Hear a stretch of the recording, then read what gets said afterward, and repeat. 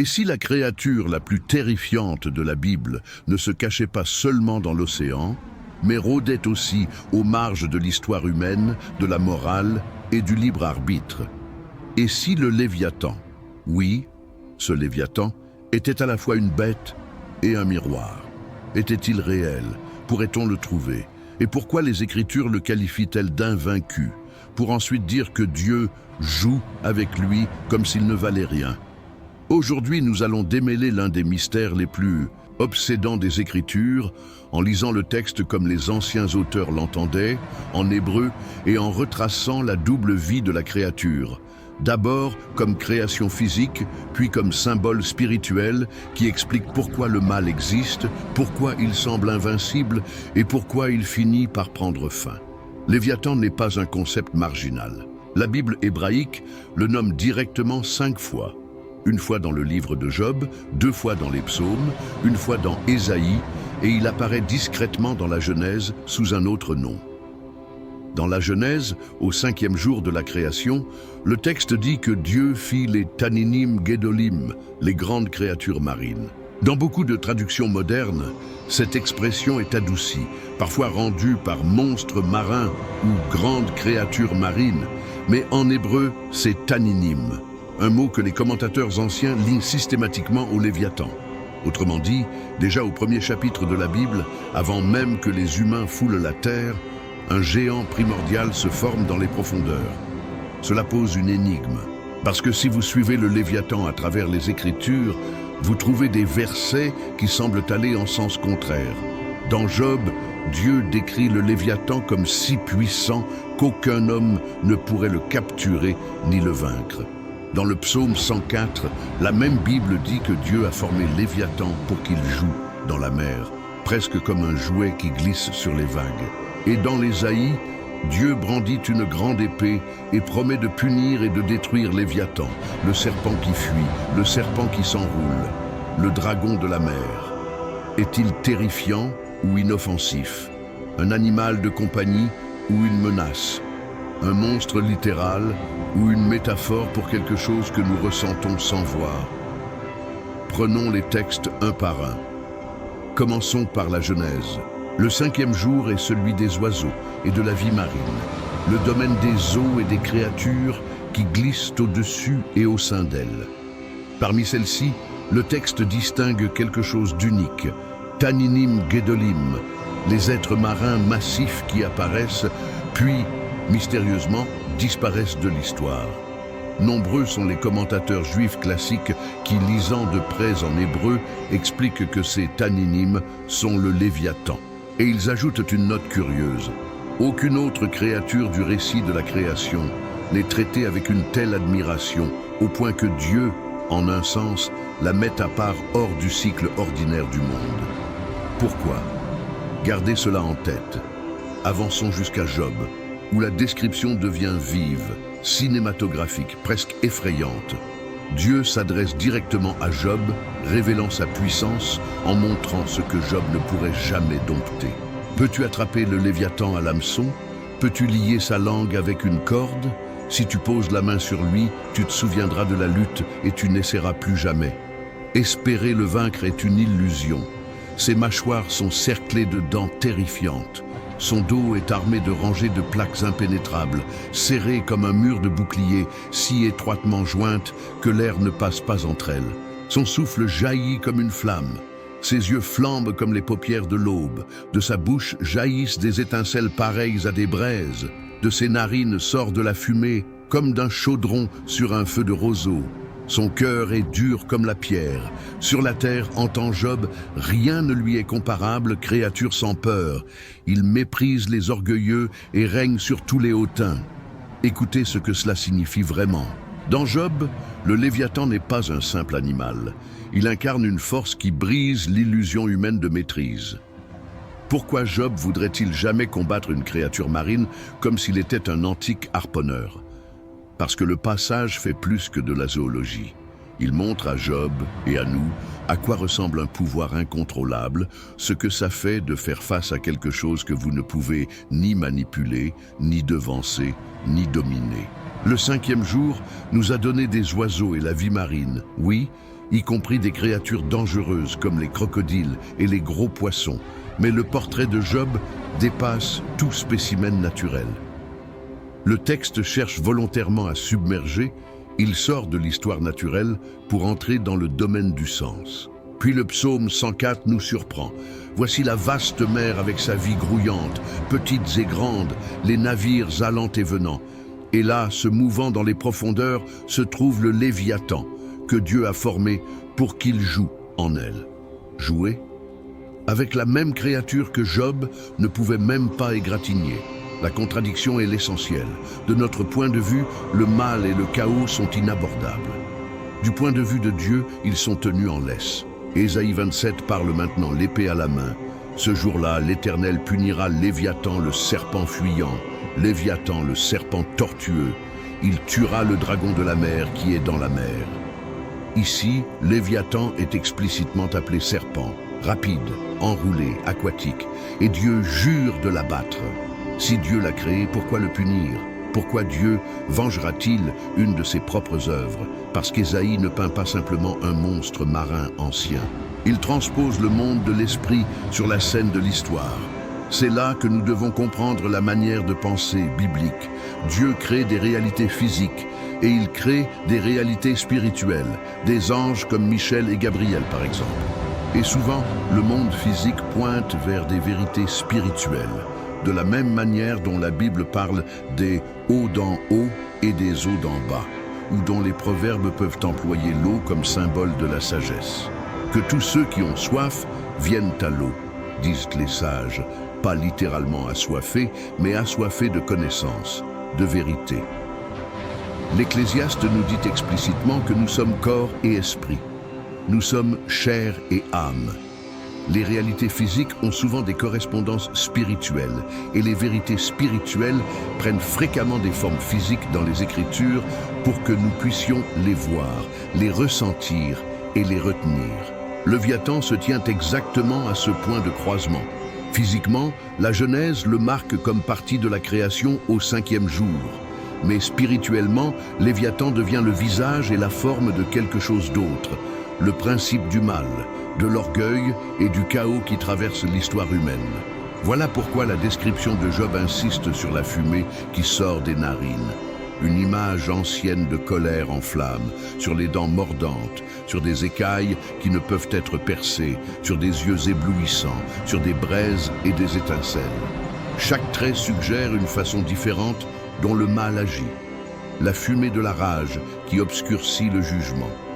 Les crocs de la malveillance qui déchirent les relations, les écailles de l'auto-justification qui rendent un cœur impénétrable à la correction, l'éclat de la séduction qui aveugle et égare, les étincelles contagieuses qui propagent la destruction comme un feu de forêt. Aucun animal unique ne coche toutes ces cases, car l'intention n'est pas une taxonomie biologique, c'est une anatomie morale. Et c'est crucial, l'existence du mal n'est pas un accident dans la Bible. Si tout était bon et facile, il n'y aurait pas de véritable choix. Le libre arbitre exige des alternatives. Le Léviathan est la forme peinte de cette alternative, la présence d'une opposition réelle, d'une tentation réelle, d'une menace réelle. Dieu a créé un monde qui nous permet de choisir le bien, ce qui signifie qu'il a créé un monde où le contraire peut nous attirer. C'est pour cela que Job entend qu'aucun humain ne peut vaincre le Léviathan seul. Toi et moi ne pouvons pas forcer le passage face au mal par la seule volonté ou l'orgueil. Cela ne fait que l'alimenter. Mais dans ces mêmes Écritures, Dieu montre clairement qu'il n'en est pas menacé. Le psaume 104 dit, en substance, que ce qui vous paraît irréductible est pour lui un jeu. Pour les humains, le Léviathan ressemble à une tempête qui engloutit les navires. Pour Dieu, c'est une pièce petite et contenue sur l'échiquier, déplacée là où il le veut. Alors pourquoi les archéologues ne trouvent-ils jamais les os du Léviathan? Pourquoi pas un fossile qui corresponde sans équivoque au portrait de Job? Parce que la Bible ne rédige pas un rapport de laboratoire. Certains ont proposé des candidats, un crocodile, une baleine, un mosasaure, mais aucun ne rend la grandeur textuelle. Et c'est précisément le point. Le texte superpose le symbolisme à l'imagerie physique pour que nous comprenions les deux niveaux à la fois. Il se peut qu'il y ait eu une créature littérale derrière l'imagerie. La Genèse parle bien des grandes créatures marines, mais les textes prophétiques et poétiques mettent le spirituel au premier plan. Cela explique aussi le verdict d'Ésaïe. Punir Léviathan est la façon biblique de dire « Dieu jugera et mettra fin au mal ». C'est un langage anthropomorphique. Dieu ne perd pas sa colère comme une personne. La vengeance de Dieu est une manière humaine de décrire le jour où l'orgueil, la cruauté et le chaos seront ôtés, où leur temps sera écoulé et où ils seront abattus. La promesse prophétique est que, à la fin des temps, dans l'avenir messianique, le monde sera débarrassé de la malveillance qui maintenant semble soudée à lui. Le serpent de la mer sera abattu, les orgueilleux ne régneront plus. Ce que Job n'a jamais pu faire de ses mains, Dieu le fera par décret. Mais qu'en est-il du Léviathan physique de la Genèse? Les sources juives anciennes ajoutent un détail saisissant. Dieu a mis à part le Léviathan hors de la création ordinaire. Certains midrashim et textes mystiques racontent comment Dieu l'empêcha de se multiplier et le réserva pour un dessein au-delà de l'ordre présent du monde. Et le Zohar va plus loin. À l'apogée de l'histoire, Dieu préparera un festin pour les justes à partir du Léviathan. Qu'est-ce que cela signifie? Ce n'est pas un numéro de foire, mais une révélation. Les personnes qui, avec l'aide de Dieu, résistèrent à l'attraction du mal, celles qui refusèrent de se prosterner devant l'idolâtrie, qui observèrent les préceptes bibliques, même quand elles étaient raillées ou pressées, qui surmontèrent le regard et le rugissement du Léviathan. Ces personnes mangeront un jour le Léviathan. Elles transformeront ce qui les menaçait en nourriture. Leurs ennemis, leurs tentations et leurs épreuves deviendront la substance même de leur joie. Le combat qui exigeait courage et foi deviendra le banquet qui célèbre la victoire. C'est une image puissante. Imaginez-la ainsi. Toute votre vie, le Léviathan essaie de mordre, de lier et d'aveugler. Il offre des raccourcis, attise la rage, murmure « Tu n'y peux rien ». Et chaque fois que vous choisissez la vérité, la miséricorde, l'humilité et la fidélité au lieu des voies faciles, avec la force de Dieu, vous donnez un morceau à la bête. À la fin, le festin rend visible ce que vos choix faisaient déjà jour après jour. Non pas parce que vous l'avez vaincu tout seul, Job vous avertit que ce n'est pas possible, mais parce que vous laissez Dieu briser la créature qui brise les hommes. Vous laissez la sagesse de Dieu inonder là où l'arrogance ferait barrage. Dans cet avenir, le mal n'existera plus dans le monde. Le serpent de la mer n'existera plus. L'orgueil qui parade s'agenouillera. Le monde sera recréé et Léviathan passera en souvenir. Et cela nous ramène à la ligne douce du psaume 104, pour qu'il joue en elle. Quand les Écritures disent que Dieu joue avec Léviathan dans la mer, cela ne signifie pas que Dieu se moque de la souffrance ou traite le mal comme un jeu. Cela signifie que de sa perspective, même les puissances les plus redoutables sont limitées, contenues et mises au service d'un dessein plus vaste. Ce qui nous terrifie est dérisoire auprès de lui. Ce qui nous menace est en laisse dans sa main. Le Dieu qui a fixé des bornes à la mer fixe des bornes aux serpents qui s'y trouvent. Le même Créateur qui a séparé les eaux d'en haut des eaux d'en bas sépare ce qui est destructeur de ce qu'il utilisera pour le bien. C'est aussi pourquoi tant de détails dans Job sont d'une précision émotionnelle frappante. La fumée des narines, la rage qui surchauffe l'esprit, les dents, la prédation, le plaisir de dévorer. Les écailles scellées comme des boucliers, la carapace qu'une personne érige quand l'orgueil rend l'excuse impossible, les yeux brillants comme l'aube, la façon dont la tentation scintille comme la lumière du matin sur les vagues, promettant un chemin qui est en réalité une chute, les étincelles et les braises, la propagation virale de la cruauté quand les gens imitent les pires impulsions des autres. Dieu laisse Job ressentir la terreur de tout cela. Puis Dieu dit, « Tu vois, Tu ne peux pas vaincre cela seul. C'est de l'alphabétisation spirituelle par le réalisme poétique. Où cela nous laisse-t-il? D'abord, avec une réponse claire à une question provocante. L'animal terrible de la Bible a-t-il été trouvé? Non, pas par les archéologues. Non pas dans une vitrine de musée. Le Léviathan physique, quelle que fût sa forme originelle, a été retiré du cours ordinaire du récit de la création pour une raison. Le Léviathan qui compte aujourd'hui vit là où il a toujours vécu, dans les eaux profondes du choix humain et de l'histoire, comme emblème de la force du mal et, plus important encore, de la maîtrise que Dieu en a. Pour le trouver, vous ne tamisez pas le plancher océanique. Vous regardez un tyran renversé, une idéologie cruelle s'effondrer ou une personne briser le cycle de la rage chez elle. Vous voyez un cœur orgueilleux devenir doux.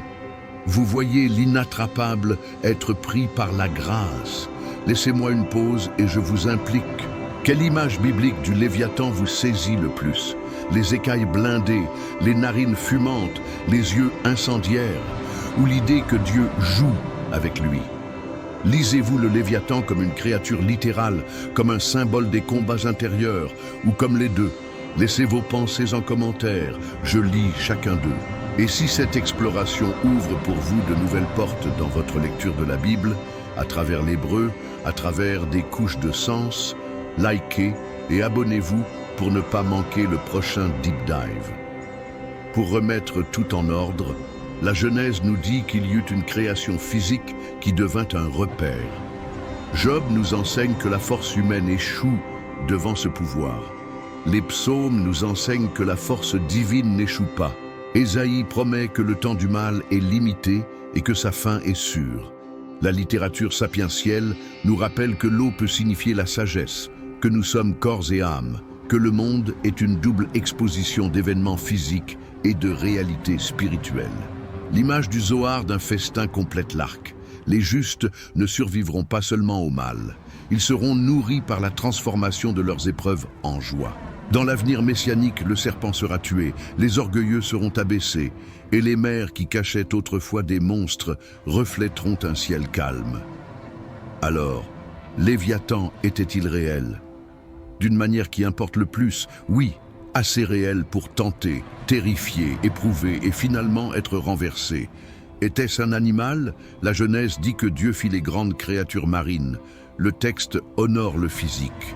Mais les Écritures ne cessent de nous élever.